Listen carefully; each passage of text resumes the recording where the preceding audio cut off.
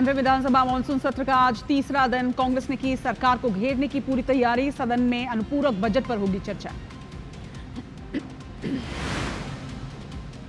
फरार पार्षद अनवर कादरी के नेपाल भागने की आशंका। इंदौर में लव जिहाद के लिए फंडिंग का है आरोप। पुलिस लगातार कर रही तलाश। एमपी में फिलहाल नहीं रुकेगा भारी बारिश का दौर। मौसम विभाग ने अगले 2 दिनों के लिए जारी किया अलर्ट। 3 जिलों में रेड अलर्ट तो 5 जिलों के लिए येलो अलर्ट किया गया जारी।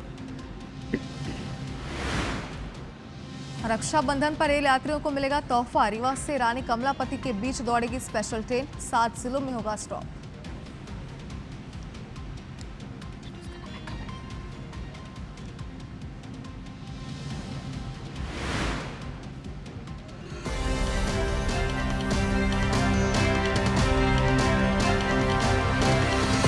करेंगे जबलपुर का, जहां पर स्पा सेंटर में रिसेप्शनिस्ट के साथ रेप की वारदात हुई है। रॉयल क्राउन स्पा के संचालक पर रेप का आरोप है। बताया जा रहा है कि स्पा के बहाने जिस्म फरोशी में धकेलने का आरोप भी पीड़िता ने लगाया। पीड़िता ने स्पा सेंटर की अश्लील ऑडियो वीडियो रिकॉर्डिंग भी पुलिस को सौंप दी है। विजयनगर थाना पुलिस फिलहाल मामले में जांच कर रही है। तो बड़ी खबर मध्य प्रदेश से आप देखिए। मध्य प्रदेश के जबलपुर में स्पा सेंटर में न सिर्फ एक रिसेप्शनिस्ट के साथ रेप की वारदात को अंजाम दिया गया, बल्कि इसके साथ ही उसे देह व्यापार में भी धकेलने का आरोप है। रॉयल क्राउन स्पा की ये खबर है, जहां पर संचालक पर रेप का आरोप लगा है। पीड़िता ने आरोप लगाया है कि पहले उसके साथ रेप की वारदात को अंजाम दिया गया और उसके बाद उसे जिस्म फरोशी में धकेल दिया गया।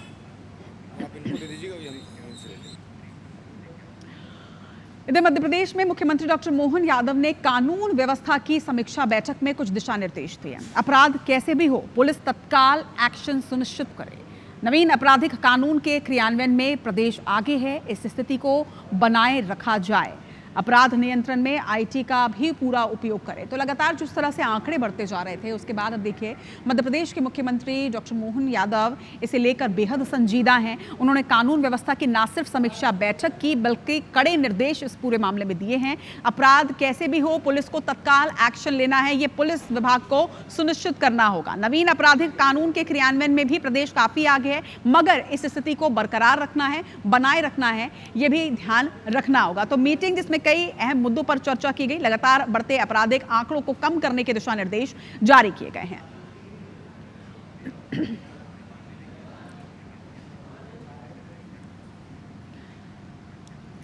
तो जिस तरह से समीक्षा बैठक की गई, कानून व्यवस्था की ये समीक्षा बैठक थी। अपराध कैसे भी हो, पुलिस को तत्काल एक्शन लेने के लिए कहा गया है। पुलिस तो एक्शन लेती है, लेकिन जिस तरह से आज हमारे साथ में अंतर्राष्ट्रीय क्रिकेट माफ कीजिएगा कराटे कोच हर्षा साहू जी हैं। हर्षा जी, मध्य प्रदेश की बात करूं, जैसा आपने ये खबर अभी सुनी, कानून व्यवस्था को लेकर समीक्षा बैठक हुई है। कानून व्यवस्था और बढ़ते आपराधिक आंकड़े कहीं ना कहीं चिंता का विषय है, और जिन घरों में लड़कियां हैं उन घरों के परिजनों को और ज़्यादा चिंता होती है। ऐसे में बहुत ज़रूरी है सेल्फ डिफेंस के लिए, जैसे आपने मूव्स भी बताए। तो मैं आपसे ये, जैसे मैंने ब्रेक पे जाने के पहले ये भी कहा था कि किस उम्र में सीख लेना चाहिए बच्चियों को। एक बात होती है कि बढ़ती उम्र में नहीं सीखना चाहिए, लेकिन अगर किसी वजह से अगर मैंने बचपन में नहीं सीखा है कराटे, तो क्या इस उम्र में आकर भी या 20 से 30 साल के बीच में आने के बाद भी आप कराटे की शुरुआत कर सकते हैं? देखिए, मैं आपको ये बताना चाहूँगी कि ये एक बहुत बड़ा मिथ है कि आप बढ़ती उम्र में या ज़्यादा उम्र में आप नहीं सीख सकती। कहीं ना कहीं इसकी कोई उम्र नहीं होती, क्योंकि ये तो एक्सरसाइज है। और आप जिस दिन से एक्सरसाइज करें, आप फिटनेस के लिए आपने ऊपर ध्यान दे रहे हैं। कराटे कहीं ना कहीं फिटनेस भी है, क्योंकि सबसे पहले हम वार्म अप करते हैं, सारी एक्सरसाइज करते हैं, स्ट्रेचिंग करते हैं, उसके बाद कराटे करते हैं। तो कराटे का फ़ायदा तो फिटनेस में भी जा रहा है। तो कहीं ना कहीं कराटे एक फ़िटनेस ही है। तो इसलिए कोई भी ऐसी कोई एज नहीं है। इवन मैं तो, मेरे कराटे की जो एकेडमी चलती है, हर्षा कराटे एकेडमी, बूढ़ा तालाब जो इंडोर स्टेडियम है, वहाँ पर 4 साल के बच्चे से लेकर कोई एज लिमिट नहीं है। मैंने तो 60 साल की लेडीज़ को भी सिखाया है। और बहुत सारे ऐसे बड़े वो हैं, कई सारे डॉक्टर्स, कई सारी टीचर्स भी, और कई तो ऐसे होते हैं जो पेरेंट्स जो अपने बच्चे को ट्रेनिंग देने आते हैं और उनको ऐसा लगता है कि ये एक्सरसाइज क्या मैं भी कर सकती हूँ, और वो वहाँ पर वो ज्वाइन भी करते हैं। तो एक ऐसा होता है कि माँ बेटी एक साथ कर रहे हैं या पिता बेटी एक साथ कर रहे हैं, तो ऐसे भी ज्वाइन करते हैं। और योग मतलब हमारा जो कराटे है वो फिजिकल के साथ साथ मेंटली भी फिट करता है। हम सांसों का, जैसे आप योग देखते हैं तो योग में आप किसी भी एज में करते हैं, सांस लेना छोड़ना, इनहेल वो करते हैं, तो वो कराटे में भी साथ में वो करते हैं, साथ में सिखाया जाता है। बिल्कुल। तो देखिए, कानून व्यवस्था को बरकरार रखने के लिए पुलिस विभाग, सरकारें जो हैं वो अपनी तरफ से लगातार प्रयास कर रही हैं, लेकिन हर्षा जी, आपका भी प्रयास लगातार चलता रहता है, अलग अलग अभियान आप लगातार चलाती रहती हैं, हमारे दर्शकों को उसके बारे में भी बताइएगा। देखिए, जैसा कि अभी आपने बोला पुलिस विभाग, तो पुलिस विभाग के द्वारा ही अभी पिछले कुछ 2 साल पहले पिंक गश्त एक मुहिम चलाई गई थी। उसमें पिंक गश्त में हमने क्या किया था कि सभी जगह पे जहाँ जहाँ पर जैसे गार्डन है, थिएटर है, बस स्टैंड है, रेलवे स्टेशन है, वहाँ पर पुलिस विभाग ने वो मुहिम चलाई और पुलिस विभाग ने मुझे ये एक जिम्मेदारी दी कि आप सेल्फ डिफेंस टेक्निक कर सकती हैं, हम बताते हैं पर आप वो चीज़ को प्रैक्टिकली करके दिखाती हैं। तो मैं उनके साथ हर उस जगह गई और जगह जगह पर बेटियों को, महिलाओं को, इवन बच्चों को, पुरुषों को भी मैंने वो टेक्निक बताई। और आपने देखा होगा कि हमारी एक मुहिम थी रेल गर्जना, जो कि पूरे देश में बहुत सराहा गया उस चीज़ को, और उस समय के जो रेल मंत्री पीयूष गोयल जी ने भी उसे रीट्वीट करके मुझे बधाई दी थी, तो वो भी मेरे लिए बहुत अच्छा था। ऐसे कुछ ना कुछ हम मुहिम चलाते रहते हैं। मेरा एक मुहिम है महिला सुरक्षा हमारी जिम्मेदारी, ये मैं चलाती हूँ और मैं चाहती हूँ कि हर उस बेटी, हर उस महिला के बीच में पहुंचूं। ऑपरेशन गर्जना ये हमने मुहिम चलाई थी, और अभी जब कोविड का जो महामारी जो आई थी, उस समय हर कोई अपने घर पे था, कहीं जा नहीं रहा था, कहीं निकल नहीं रहा था। उस ऐसे बैड सिचुएशन पे जो हेल्थ वर्कर हैं, आंगनबाड़ी कार्यकर्ता हैं, मितानिन बहनें हैं, उनका तो कोई लॉकडाउन नहीं था, वो तो रात के 12 बजे एनी टाइम जा रही थी। तो कई बार क्वेश्चन आया कि मैडम आप इस लॉकडाउन में क्या कर रही हैं, तो हमने प्रयास किया उस समय जो संसदीय सचिव थे उनके माध्यम से, उनके मतलब ऐसे बहुत सारे वार्डों में जाकर मितानिन बहनों को हमने ट्रेंड किया, क्योंकि जब मैं ट्रेंड कर रही थी तो मैं आपको बताना चाहूँगी कि बिल्कुल मुझे भी याद है कि हम जब, क्योंकि लॉकडाउन हमारे लिए भी नहीं था, मीडिया के लिए भी नहीं था, हम इमरजेंसी सर्विसेज में आते थे, तो हम भी रात को कई बार 12-1 बजे घर जाते थे। और लॉकडाउन में दिन के वक्त कितना सन्नाटा होता था, और ऐसे में सोचिए रात को भी बहुत सन्नाटा होता था, तब हमें भी चिंता होती थी अपनी सुरक्षा को भी लेकर। हालांकि ऑफिस की तरफ से सारी तैयारियां की जाती थी, कैब्स मिलते थे, लेकिन फिर भी एक डर जरूर होता था। मुझे लगता है कि अगर उस वक्त में अगर हमें कराटे आता, तो कहीं ना कहीं जैसे पहले ही हर्षा जी ने बोला था कि सेल्फ डिफेंस अगर आपको आता है तो वो कॉन्फिडेंस आपके पास रहता है। तो कुछ टेक्निक्स हैं, वो टेक्निक्स भी हम सीखेंगे कि कैसे आप अपना बचाव कर सकते हैं। लेकिन इस वक्त जल प्रहार से जुड़ी एक बड़ी खबर आप तक पहुंचा दें।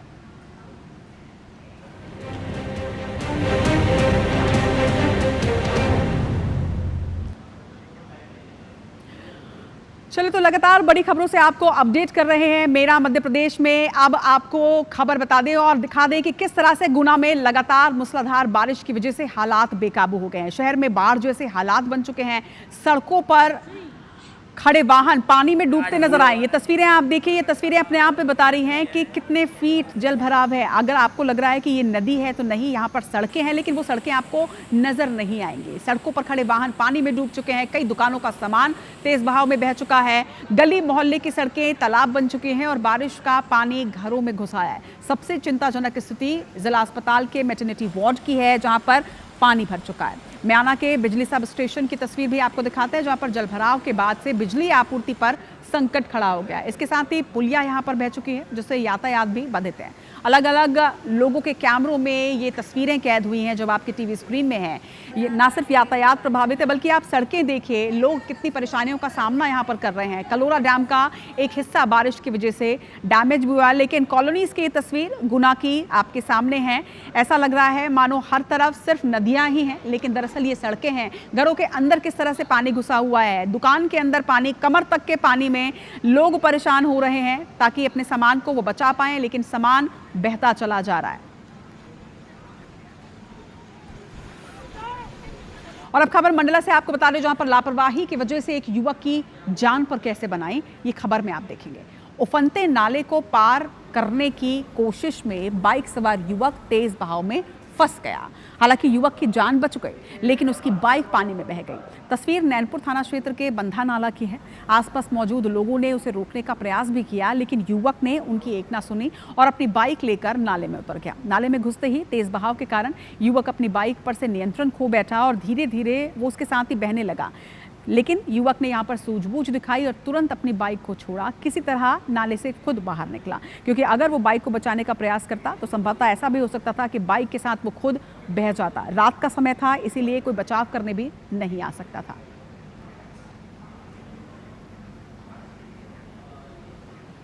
और मध्य प्रदेश में बारिश का दौर लगातार जारी है। अलग अलग तस्वीरों में आपको दिखाते हैं कि किस तरह से भोपाल में या मध्य प्रदेश में जल तांडव किया हो रहा है।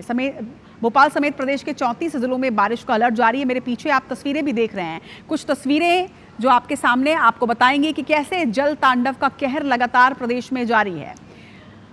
छतरपुर की तस्वीर आप देख रहे हैं। बरसात में प्रशासन के दावों की पोल तो खुली गई है। लोग यहां पर जान जोखिम में डालकर कैसे आवाजाही कर रहे हैं। बच्चों को इसी तरह से पीठ पर चढ़ाकर स्कूल तक पहुंचाना पड़ रहा है। नदी नाले पार कराने पड़ रहे हैं।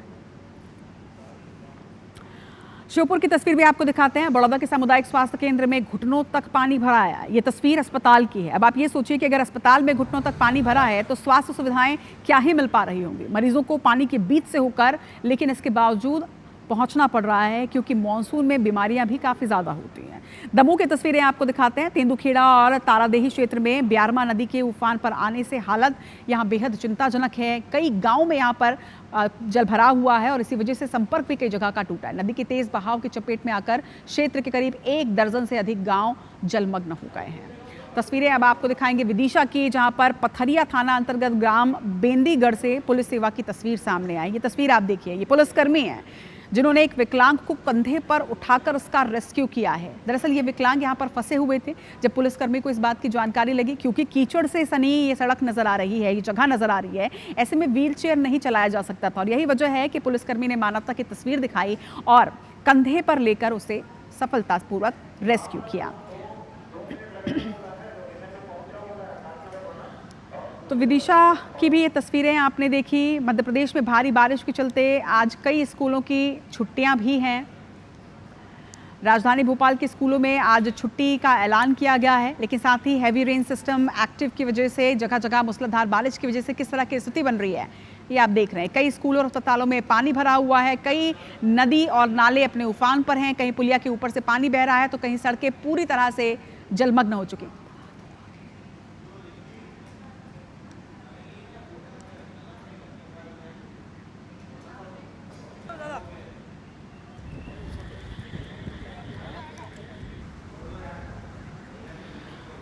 तो किस तरह से मूसलाधार बारिश के बाद जनजीवन प्रभावित है। ऐसे में मध्य प्रदेश ने एक फैसला लिया है कि भारी बारिश के चलते कई जिलों के स्कूलों की छुट्टी घोषित की गई है। राजधानी भोपाल के स्कूलों में आज अवकाश घोषित किया गया है। भोपाल, ग्वालियर, हरदा, आगर मालवा में स्कूलों की छुट्टी रहेगी। भारी बारिश को देखते हुए कलेक्टर ने इसके आदेश जारी कर दिए हैं। CBSE सरकारी सभी स्कूलों पर यह लागू किया जाएगा। फिलहाल छुट्टी 30 जुलाई की गई है। बारिश अगर जारी रहती है तो माना जा रहा है कि इस आदेश को आगे भी बढ़ाया जा सकता है। नर्सरी से 12वीं तक के सभी क्लासेस के बच्चों की आज छुट्टी की गई है, क्योंकि हमने कल भी आपको तस्वीरें दिखाई थी, जल तांडव की तस्वीरें कल भी सामने आई थी कि किस तरह से मानसून के इस वक्त में शहर के पॉश एरियाज़ में भी पानी का भराव हुआ है, जिसकी वजह से लगातार परेशानियां हो रही हैं। और यही वजह है कि राजधानी भोपाल के स्कूलों में आज छुट्टी घोषित कर दी गई है।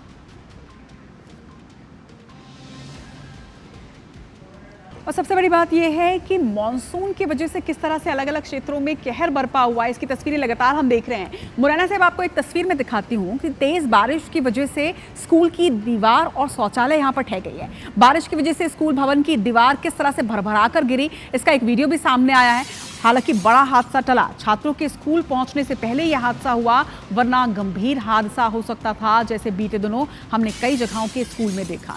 शिक्षा विभाग और प्रशासन के अधिकारियों की लापरवाही हालांकि सामने आई है। अधिकारियों से छात्र छात्राओं और पालकों ने पहले ही शिकायत की थी, लेकिन उन्होंने इस ओर ध्यान नहीं दिया। सत्येंद्र, राजस्थान में क्या हुआ कि हम सबको पता है, कितने बच्चों की जान चली गई। लापरवाही वहां पर भी यही थी कि बच्चों ने बताया था, परिजनों ने बताया था कि कंकड़ उसमें से गिर रहे हैं, लेकिन ध्यान नहीं दिया गया। यहां पर भी वही हादसा हो सकता था। गनीमत रही कि स्कूल शुरू होने के पहले ही ये दीवार गिर गई थी।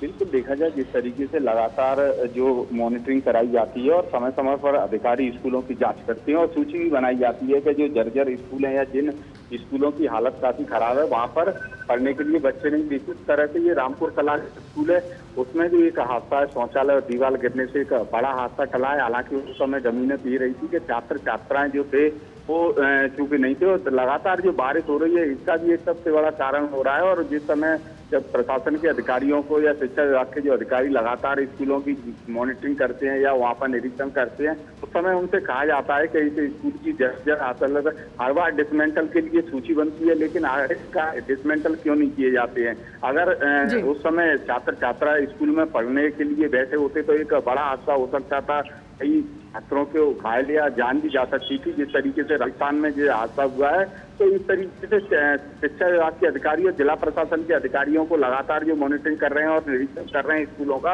इस ओर बड़ा ध्यान देना चाहिए। अगर स्कूल कहीं ना कहीं डिसमेंटल करने के लिए तो उनकी व्यवस्थाएं अन्य जगह करनी चाहिए, क्योंकि सरकारी स्कूलों में वैसे ही छात्र। सत्येंद्र, ये सवाल आप उन अधिकारियों से जरूर जानिएगा, आप उनका पक्ष जरूर जानिएगा कि इतनी बड़ी लापरवाही पर उनका क्या कहना है, क्योंकि यहाँ पर कोई हादसा हुआ नहीं और ऐसे में अधिकारी अक्सर अपना पल्ला, जब कुछ हादसे होते हैं तब तो वो पल्ला झाड़ लेते हैं, फिर ऐसे में तो क्या ही कहेंगे। लेकिन IBC 24 की नजर इस पर बनी रहेगी और आप उनका पक्ष जरूर जानिएगा, ताकि जनता को भी मालूम चले कि अगर बड़ी लापरवाही हो जाती, बड़ा हादसा हो जाता, तो ये अधिकारी आखिर क्या कहते हैं। तमाम जानकारी के लिए शुक्रिया आपका।